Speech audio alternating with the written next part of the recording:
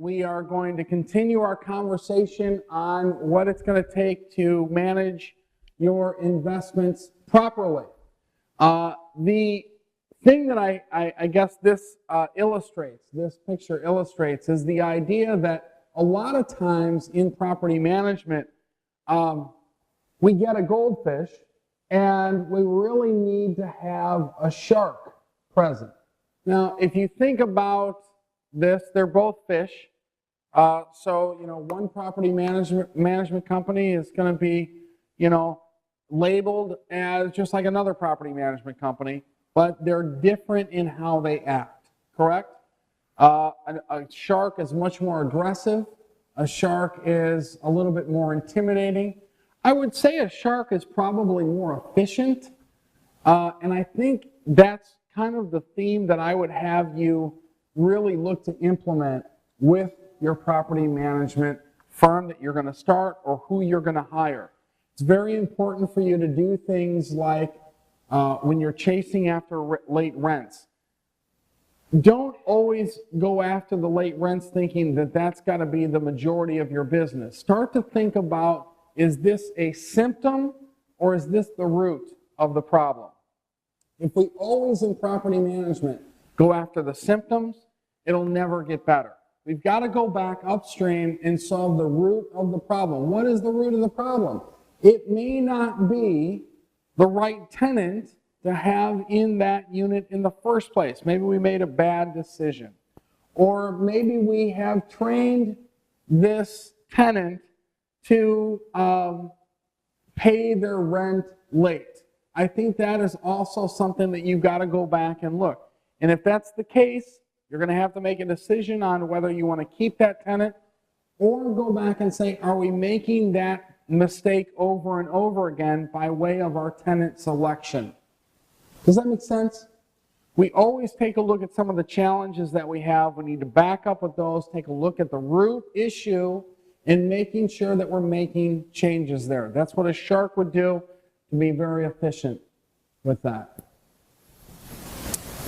Continuing with this, I think that I want to talk about a little bit about licensing because it is important.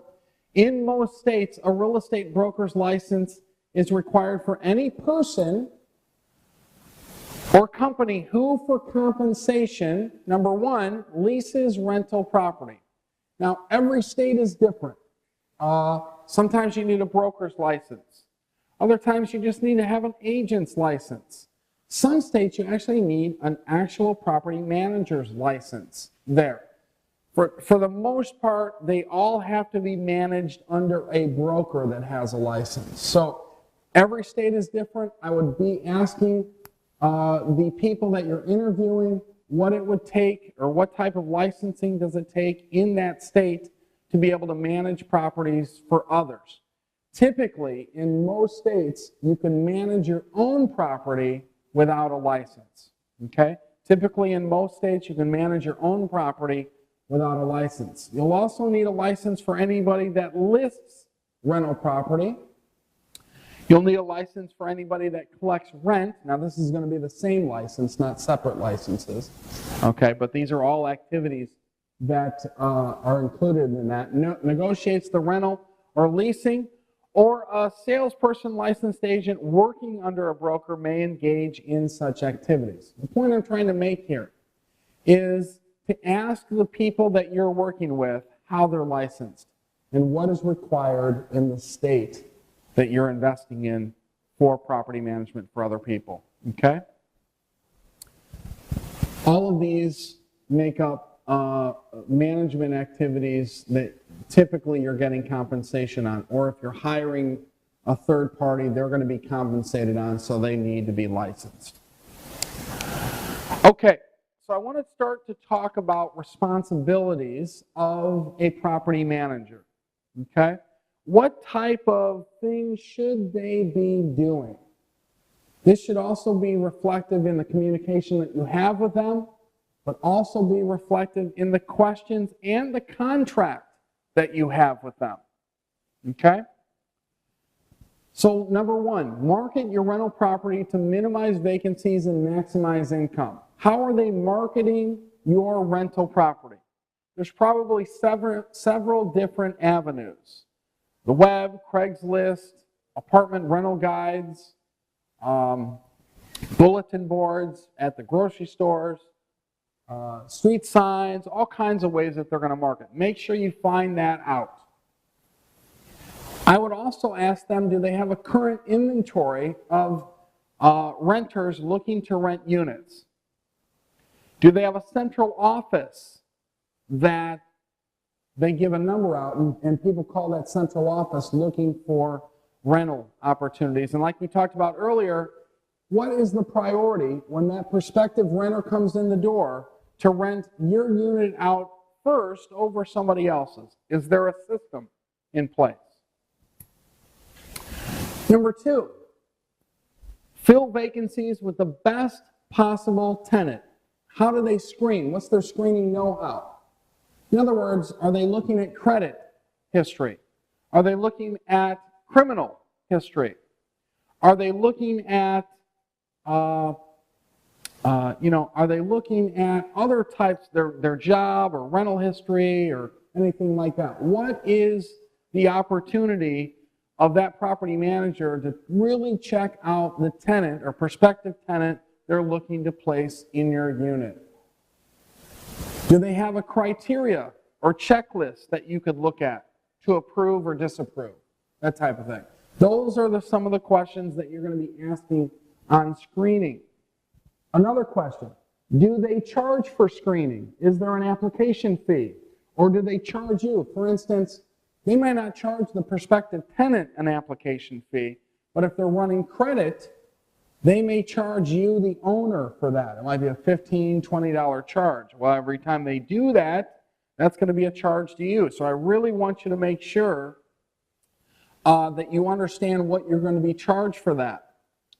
Negotiate rental agreements. Well, when I talk about negotiating rental agreements, it kind of goes back to that vision that we talked about. Are they raising rents because of demand? What is the occupancy rate in the market that your unit is in? What is the average rent in the market that you're in?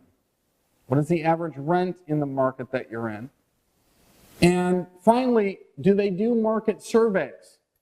How often do they go out and do they shop the competition?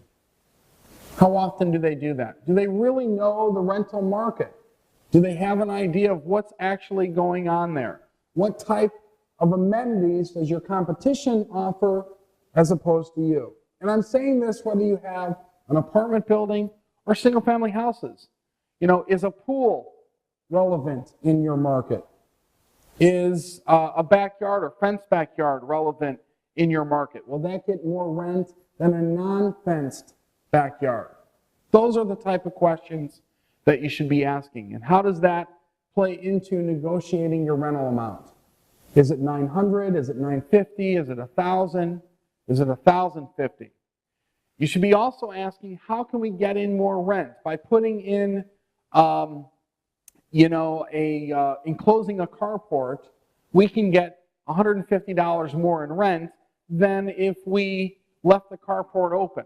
Well, if it's going to cost you, $1,500 to enclose the carport to make it a garage, or $2,000, or whatever that is, you're going to have to do what is called a cost versus benefit analysis. You pay the $200 or $2,000 to get that carport enclosed. Yeah, $2,000. And you're getting $150 more in rent. When we do a cost versus benefit analysis, would that be worth it to you? Yeah, because you're getting your money back in less than 2 years. So for me, doing that benefit, yeah, I would consider if you could get $150 more in rent by enclosing that carport to make it an actual garage, I would consider doing that. You want to have your property manager be knowledgeable of those things. And in negotiating the rental agreement, they're going to be saying things like, yes, you can get $150 more in rent. So if we negotiate with the tenant, hey, if we enclose your carport, we're going to charge you $150 more. Those are the things that you want to start working on with your property manager. Track income and expenses to determine profitability. How do they do that? Do they use a software system? Typically, the ones in the market are ones called Yardi, or QuickBooks has one. AppFolio is another one. There's several different types. Some people do it based on QuickBooks. In any of those cases, you should be getting a monthly statement. And this monthly statement is going to have things like the income that came in, the expenses that went out, your net operating income for the month, and you're also going to have communication in that email or however they send it to you on any maintenance issues, if the tenant was late in paying the rent, any extra fees that you might have with regard to taxes or a sewer bill or something like that. That's typically what you're going to see in those. You want to see those at least every 30 days. You can't measure progress and you can't measure almost a productivity if you don't see those statistics on an ongoing basis. Okay? I have some students that have rental properties and they haven't seen a monthly statement in the year that they've owned the property. That is a mistake. That is a mistake. So make sure that you're reviewing that and you're going to get that information on a monthly basis. Matter of fact, make sure that that's in the contract that you sign with the property manager. Finally, focus on NOI. We talked about the example of the garage, the enclosure of the garage. You want to have your property manager suggest other ways in which you're going to drive NOI. Remember from that flow, an increased NOI has you pay debt service easier and it puts more cash flow in your pocket.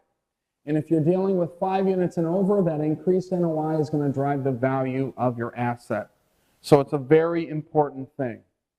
Maintain and keep your rental property in good condition. You really want to make sure that things like gutters are cleaned out. You want to make sure that snow is managed, the landscaping is managed properly. And let me give you an example of the landscaping, for instance. You might have a communication or have communication with your property manager, something like this. Because it's a single-family house that we've bought and they're going to manage, we would like the tenant to take care of cutting the grass. I think you can easily do that with a single-family house. You probably wouldn't be able to do that with an apartment building. But because you're having the tenant cut the grass, I would like to know if the property management company kind of does a drive around to check to see if the grass is cut according to the agreement, and to make sure that you're not violating any zoning ordinances or codes. So maybe they're cutting the front yard but not cutting the backyard, or maybe they're cutting the front yard and not the side yard, and the side yard is 2 feet high.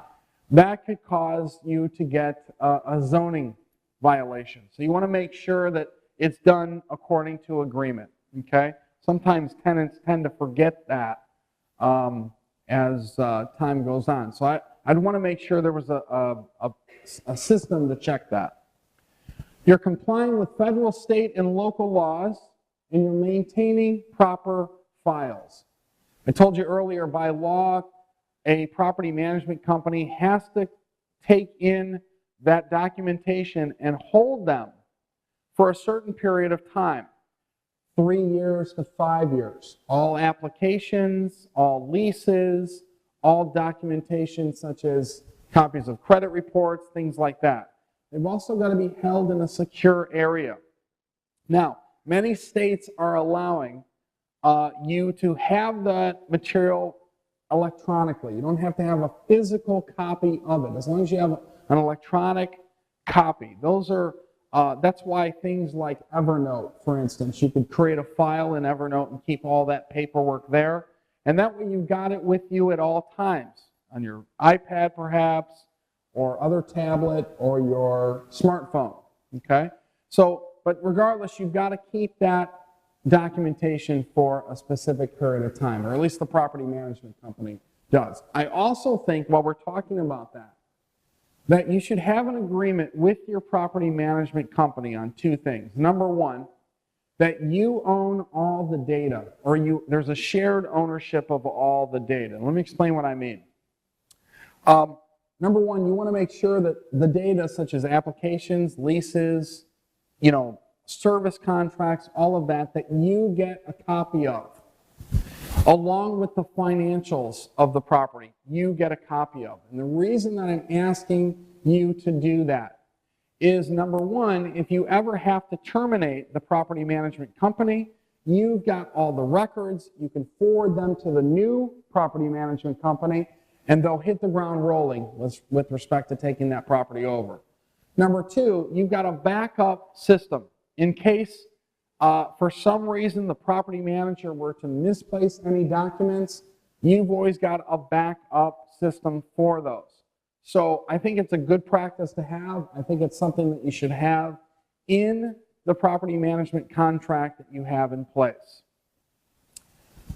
Respond to tenant requests and diplomatically deal with problem tenants. Now, this is kind of like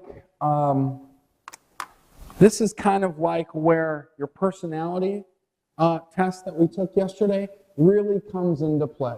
Okay, let me give you a couple of different scenarios here. So a tenant request. I would ask the property management firm how they handle tenant requests. A lot of times today, they do it online. There's a 24-hour online. You submit an email, it goes to somebody, they respond that way. Other times, it's a phone center or phone messaging center. Other times yet, it's hours from 9 to 5. I don't like it so much when there's not a 24-hour line for a tenant to call. You need to stress to the tenant that not everything is an emergency, however. Like, if the tenant comes home at 11:30 at night and he notices or she notices that the kitchen sink is running, has a leak, and it drips, drips, drips, that is not an emergency. Although you want to get that fixed as soon as you can, that's not something that you're going to have to do at midnight. However, you've got a house and there's a storm that comes through and the tree in the backyard falls on the house and you've got a gaping hole in the roof, that is possibly an emergency. I would call as soon as that happens. Also, you need to have some language in there that talks about if it's an emergency where you need emergency personnel, such as the tree falling and there's an electrical wire that has been exposed and plumbing and somebody's hurt, do not call the management company, call 911. Call the appropriate emergency personnel, then call the management company. I know this sounds like common sense, but please make sure you have that in your lease and have that type of communication to your tenant. I know, again, it sounds like common sense to do. Sometimes people don't always use common sense, okay? Diplomatically deal with problem tenants. You're going to have tenants that call you that they are upset because the neighbor next door is playing their music too loud, okay? Now, part of that is just kind of dealing with adult problems. The other part of that is saying, listen, in your lease it says that, the other tenants in the building have the right to quiet enjoyment, and you're impeding on that by playing your stereo louder than normal. So we are asking you to turn that down. If that continues, then you're going to have to kind of take further action. The other thing that needs to be happening there, if there's a domestic dispute, they don't call the management company for that. They should be calling the police for that. Again, that's something that you're going to have to kind of illustrate to the tenant on what priority is which. If there's a couple fighting next door, you might think, does that ever happen? Yes, it does. You need to call the police to handle that, not the management company or not the property manager. And again, that's what your property manager should be doing. If you're doing that, you need to communicate that to the tenant, okay? And then finally, promote tenant retention. How do we create an environment in which your tenant base is staying longer? How do we retain tenants? The reason I focus on that so much is because tenant turnover is one of your largest expenses in real estate, be it a single-family house or an apartment building. You want to make sure that you're retaining tenants as long as you can. Now, if you've got, let's just say, a 12-unit apartment building, one of the things that might be nice with that is to have a sense of community there.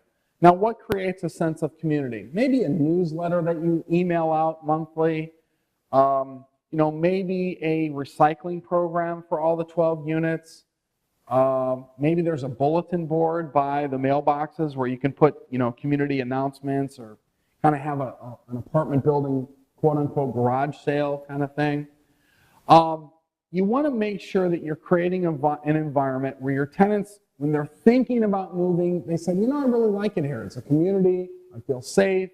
I'm paying reasonable rent. I'm going to stay. And that's what you want. How can your property manager create an environment like that? So a question I would have to any property manager I was either hiring to be in my company or hiring to manage my property as a third party is, how do you promote tenant retention? Is there any kind of retention program? Meaning, hey, if they pay their rent on time, is there a reward system? A dinner gift certificate, something like that. If they've stayed for 4 years, is there any kind of if you stay for 4 years, we'll come in and paint your unit custom colors? Or is there anything that you can do to, maybe the tenant's been in there 3 years, they're a great tenant, you don't want them to leave, the carpet's a little bit aged in that unit, and by maybe putting in new carpet, that tenant is probably going to stay another 3 or 4 years. Those are the things that you and or your property management company need to look at. I think it's smart to do, and like I said, it'll lower expenses for you.